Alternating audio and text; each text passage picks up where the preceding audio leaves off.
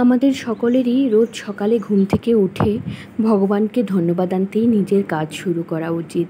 Hello everyone, welcome back to another mini blog. আজ সকালে ঘুম থেকে উঠে ঠাকুর প্রণাম করেই লেগে পড়লাম কাজে। উঠে একটু ম্যাগি বানিয়ে নিলাম হাজব্যান্ডের জন্য। তারপর আর কি, নাইকা থেকে একটা পার্সেল চলে এলো। পার্সেলটাতে অর্ডার করেছিলাম, আমার ফিডে বারবার আসছিল এই প্রোডাক্টটা, অর্ডিনারির 7% গ্লাইকোলিক অ্যাসিডটা। তারপর নাইকা থেকে ফ্রি দিয়ে দিল ম্যাকের একটা স্টুডিও রেডিয়েন্স ফাউন্ডেশন পাউচ। এই গ্লাইকোলিক অ্যাসিডটা কেমন কি আসল বিষয় এটা না আমি ইউজ করি, তারপর তোমাদের সাথে রিভিউ শেয়ার করব। তারপর আর কি, স্নানটা সেরে পুজোটা সেরে নিলাম।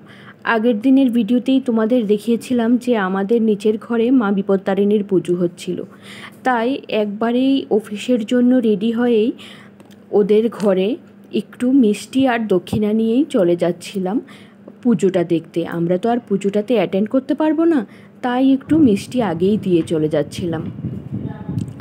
তারপর আর কি, পুজোটা একটু দেখে মা বিপত্তারিণীকে একটু প্রণাম করেই বেরিয়ে পড়লাম অফিসের উদ্দেশ্যে।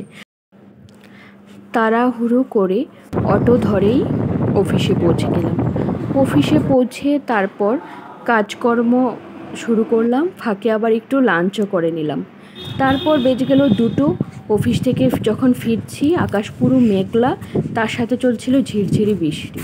ফর্চুনেটলি বৃষ্টিটা আর বাড়েনি, তাই এসেই ঝটপট রেডি হয়ে চলে গেলাম আমাদেরই এক কলিগের বাড়িতে বিপত্তারিণী পুজোতে। গিয়ে দেখলাম মার ঢাকেশ্বরীর আদলে তৈরি এক অপরূপ সুন্দর রূপ। যখন বাড়ি ফিরছি তখন পুরো সন্ধ্যা। আজ তাহলে এটুকুই থাক, টাটা।